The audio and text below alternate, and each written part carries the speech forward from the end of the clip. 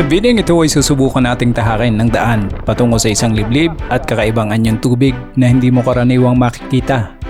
Hindi ito ordinaryong talon, kakaiba ito sa nakasanayan. Walang isang malakas na bagsak ng tubig, sa halip, sasalubong sa atin ang sunod-sunod na maliliit na talon. Magkakakabit, magkakapatong at tila hinubog ng panahon ng paisa-isa. Tinatawag itong Hagdan-Hagdan Falls dahil ang hugis nito ay parang hagdang-hagdang palayan. Hindi lang isang bagsak ng tubig, kundi sunod-sunod na maliliit na falls na magkakaugnay na nagbibigay ng kakaibang anyo at kahangahangang tanawin. Ang Hagdan-Hagdan Falls ay matatagpuan sa isang liblib na barangay ng Bulalakaw, Oriental Mindoro, ang Barangay Benli. Ito ang pinakamalaking barangay sa Bulalakaw in terms of land area at isa rin sa pinakadulong barangay malapit sa kabundukan ng Mount Iglit Baco National Park. Humigit kumulang sa 8 kilometro ang babagtasin mo magmula sa Western Nautical Highway bago ka makarating sa Barangay Benli, Barangay Hall. Isa itong pamayanan na binubuo ng mga katutubong mangyan. Tinatayang 79% ng populasyon dito ay mga katutubo, dahilan kung bakit nananatiling buhay ang kanilang kultura, tradisyon at paraan ng pamumuhay. Mula sa pamumuno hanggang sa pagpapanatili ng kaayusan, ang Barangay Benli ay pinamumunuan ng mga mangyan mula sa punong barangay, mga kagawad hanggang sa mga barangay tanod. Alright guys, nandito na kami ngayon sa Barangay Benli. Binabagtas na namin yung daan, yung Barangay Road papunta ang Barangay Benli. Target namin ngayon bago kami pumunta ng falls, pupunta muna kami ng Barangay Hall para makipag-ugnayan sa mga barangay officials. Importante yun guys, na bago kayo pumunta sa Hagdan-Hagdan Falls ay makipag-ugnayan muna kayo, kumausap muna kayo ng mga barangay officials for proper guidance para sa inyong seguridad, and at the same time bilang sign of respect na rin. Sa mga pupunta dito, wala namang problema sa kalsada. Semento magmula sa highway hanggang sa makarating kayo ng Barangay Benli, hanggang sa makarating kayo ng jump off point papunta sa falls. Ang ganda din ng kalsada dito, medyo maliit nga lang kasi barangay road, pero maliwalas guys. Saka ang lamig ng panahon dito, kahit tanghaling tapat malamig yung panahon dahil nga sa mga puno at medyo mataas na rin ang elevation nitong lugar na to. Medyo bulubundukin na rin to Dami tao.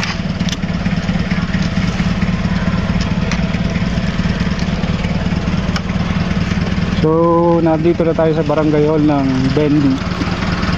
Barangay Benli, Bulalakaw, Oriental Mindoro. So, ang hinahanap natin ay yung Sitio Lagit. Doon located daw yung Hagdan-Hagdan Falls. So, nagtatanong tayo sa barangay.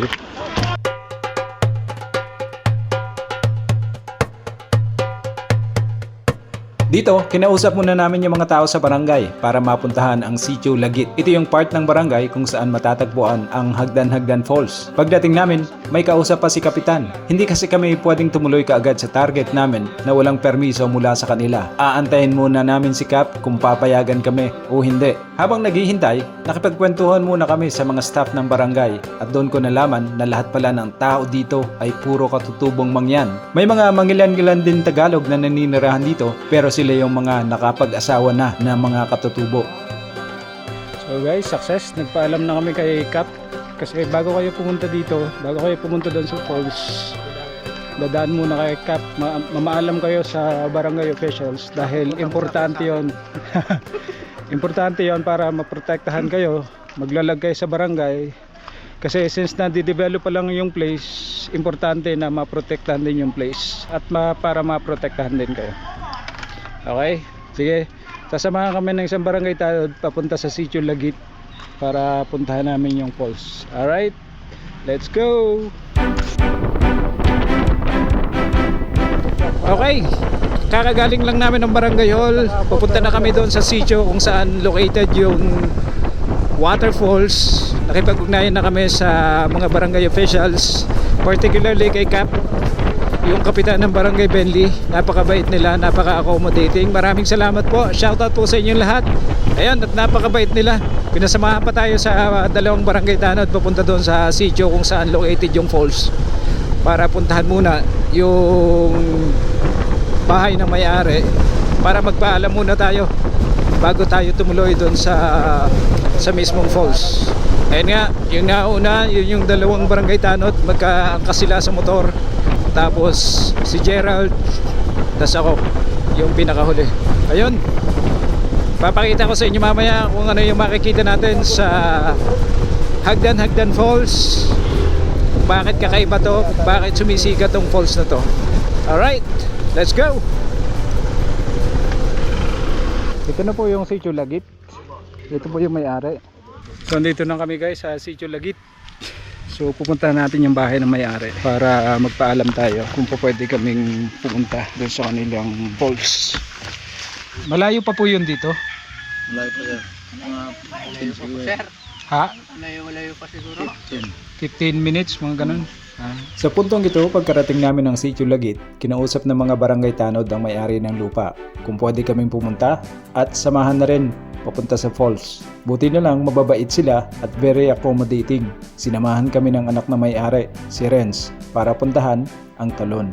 Hindi daw naman kalayuan ang lalakarin papunta doon. Aabutin lang ng mga 15 to 20 minutes, depende sa pacing. At wala ring bundok na aakyatin, kaya banayad lang. Naririnig natin ng lagaslas ng talon. Talon!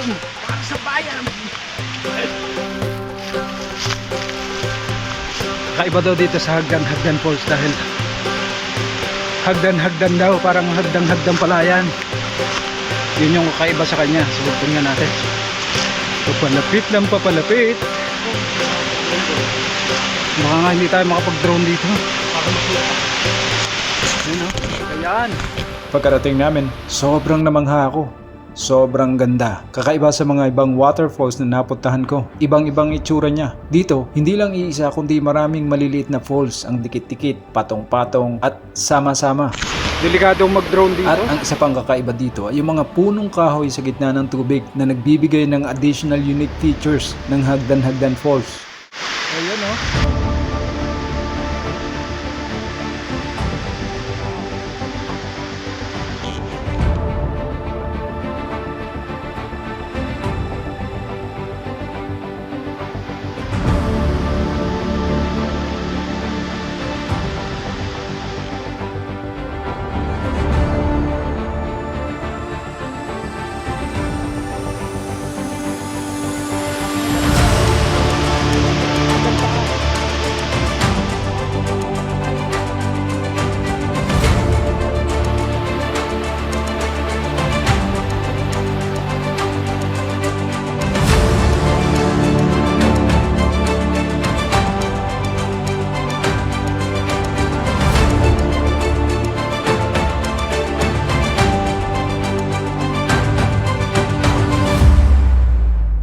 Ang Hagdan Falls ay isang pribado at pag-aari ng isang katutubo sa lugar. Hindi basta-basta pwedeng pasukin ng walang pahintulot mula sa kanila. Kaya paalala lang sa mga gustong makita at masilayan ang lugar. Siguraduhin nyo muna makipag-ugnayan sa barangay at sa nagmamay-ari nito. Ang lugar na ito ay liblib at masukal, kaya pinapayuhan kayong kumuha ng guide mula sa mga taga roon para na rin sa inyong kaligtasan. Sa ngayon, wala pang specific na amount na sinisingil sa mga turista, pero ayon sa mga opisyalis ng barangay, dahil nga sa parami ang mga pumupunta doon, nagpaplano na silang magpasa ng ordinansa para mas maprotektahan ito. Nang makausap ko ang may-ari, nagpahayag siya ng hinaing at bahagyang pagkatakot dahil nga sa iba't ibang tao na pumapasok sa lugar nang walang paalam.